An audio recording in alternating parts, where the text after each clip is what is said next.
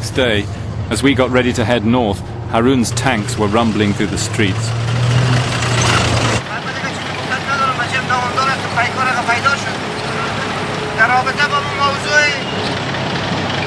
They were moving their forces back towards the mountains. Poor Afghanistan. Now I began to understand Alexander's world.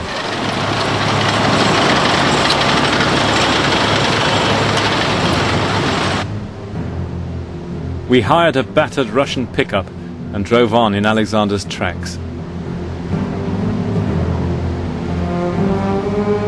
Bessus was on the run, and Alexander pursued him like a hunter towards the river Oxus, which divides Afghanistan from Central Asia.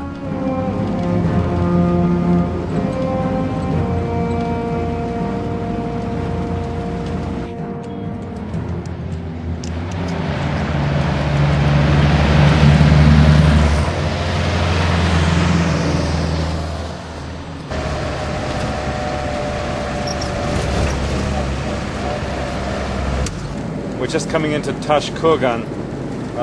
It was the first of the ancient Bactrian cities that Alexander the Great reached when he came down off the Hindu Kush. But today Tashkurgan is run by Hizb Islami, one of the fundamentalist parties here in Afghanistan. They don't like the West, they don't like the BBC, and they don't like journalists, so we'll probably give their hospitality a miss tonight.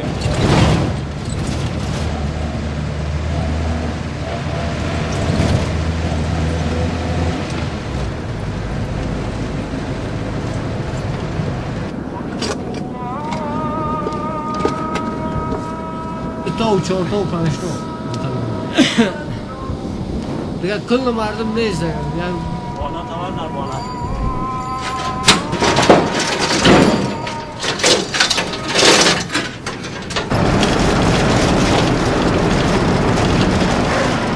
Just won't believe what just happened. We actually broke down right in the middle of Tashkurgan. We just stalled right in front of the border post. Unfortunately, there was a sandstorm had blown up, and it was just sunset, so everybody must have been at their Friday prayers.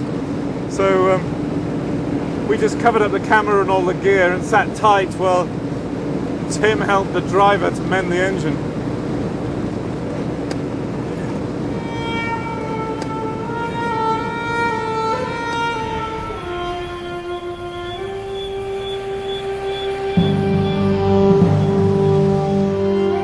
It was summer now, and Alexander was racing for the river Oxus. The road goes through a wasteland covered by moving sand dunes, just as the Greeks described. But they weren't carrying enough water, and they lost their way.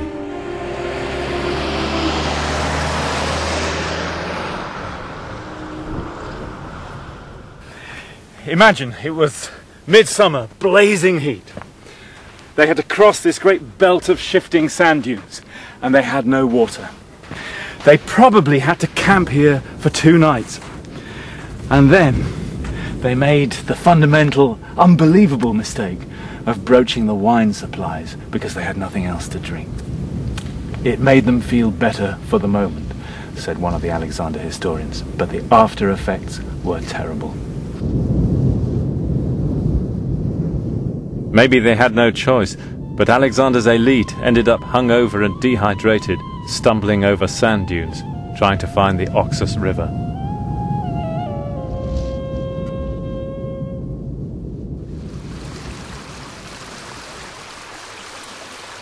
The Greeks reached this place just about the same time of the day, late afternoon, early evening. And when they saw the river, the troops were so thirsty that they all piled down to the riverbanks and just started drinking. And there were a lot of deaths due to over-consumption of the water of the river. Particularly good, apparently. In desperation, Bessus had burned all the riverboats, but Alexander made rafts from tents stuffed with straw and ferried his troops across in 5 days. Bessus was running out of places to hide.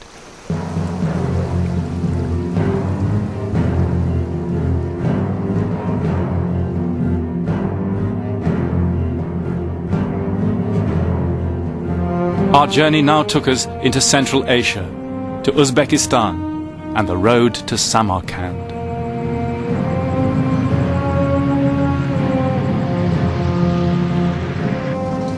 Despite the intense heat, Alexander advanced relentlessly. Then, a very strange thing happened. Somewhere on this road, Alexander came to a small town.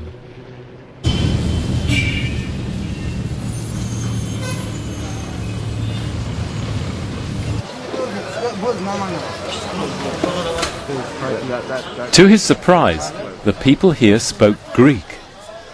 As Alexander and his officers strolled around, they saw Greek faces in the marketplace.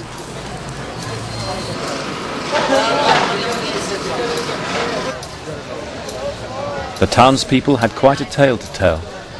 Their ancestors had been Greeks from the Aegean coast of Turkey. Though bilingual now, they still kept up Greek customs.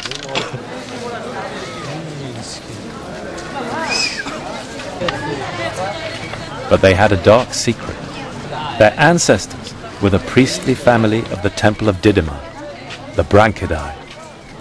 150 years before, they'd collaborated with the Persians in the hated war which Alexander had vowed to avenge. So what would Alexander do now?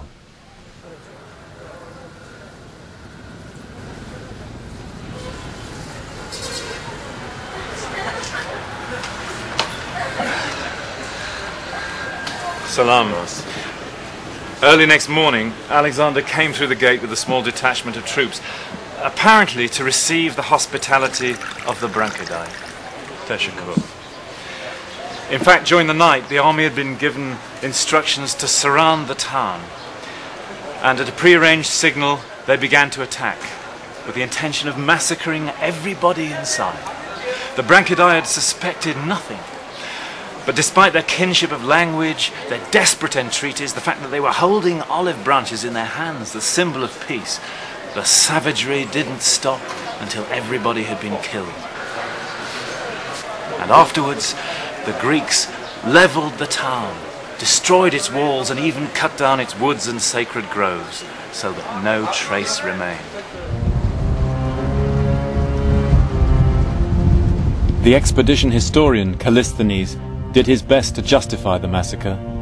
The aim of Alexander's crusade, after all, had been to punish Persian wrongs. Arrian, though, says nothing. I imagine he felt that however you gloss it over, a war crime is still a war crime.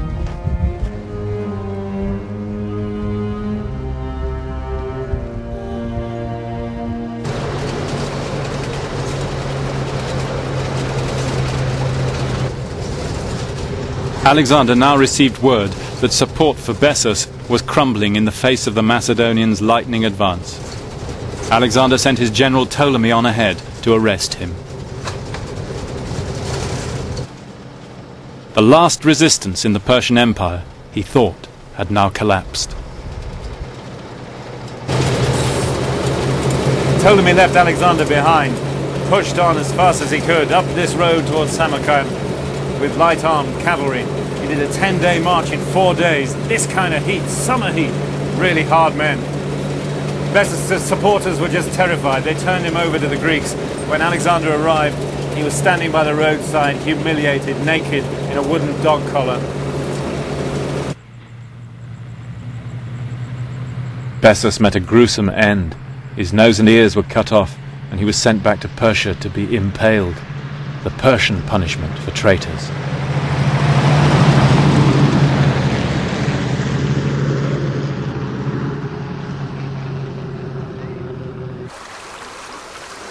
Alexander pushed on to the Sir Daria River, the outermost edge of the Persian Empire. Here he founded a city, which he called Alexandria the Farthermost. It's still here today, Hojent in Tajikistan.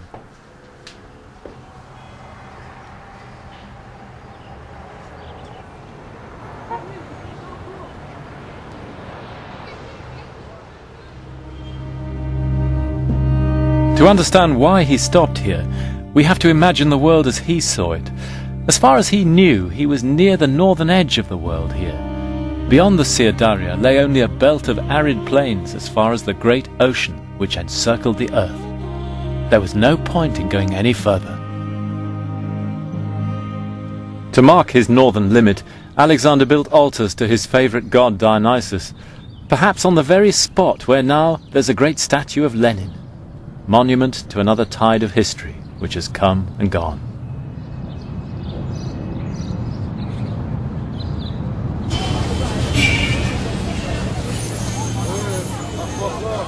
It's a nice place, the farthermost.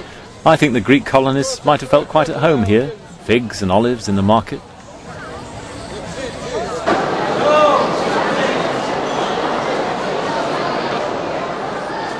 Alexander said he hoped the town would one day become rich and famous. Perhaps he remembered the words of his teacher Aristotle, that civilization will only thrive on cities and trade.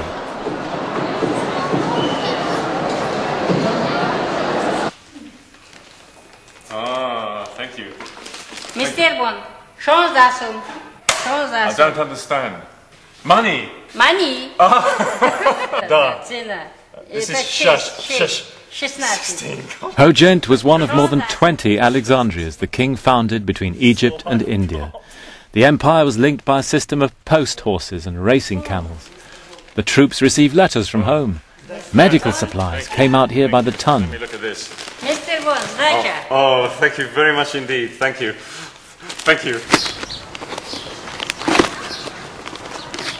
Alexander even had his favourite books and fresh fruit sent out here from Greece. My parcel came from a friend in Athens. Great, a Greek newspaper. That's nice to have. Olives. Greek olives. Aristotle was right. The fruits of civilization. A bottle of Nausa.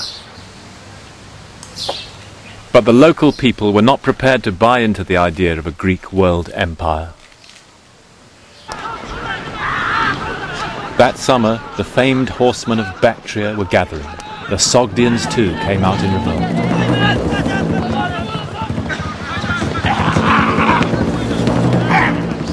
For 2,000 years or more, they bred the finest horses in Asia here, and they fought the kind of war Alexander had not prepared for.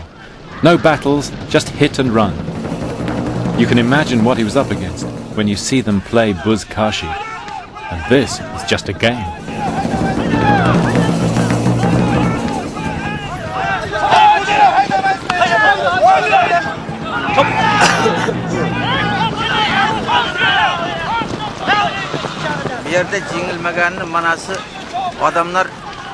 Alexander couldn't beat us because we were such good horsemen, the old man said. Even an 80-year-old could ride and throw a spear. As horsemen, we had greatness.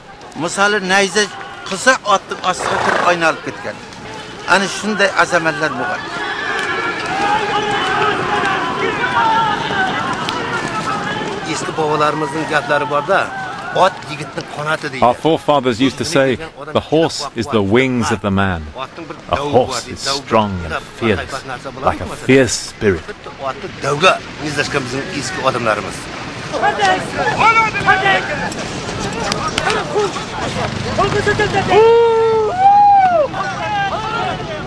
In heavy fighting, Alexander was seriously wounded in the head and throat and lost both sight and speech.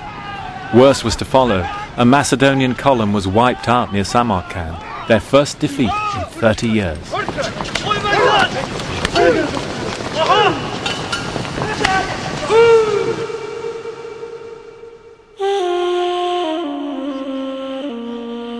At his base on the Sir Darya River, he suddenly found himself crippled and at bay.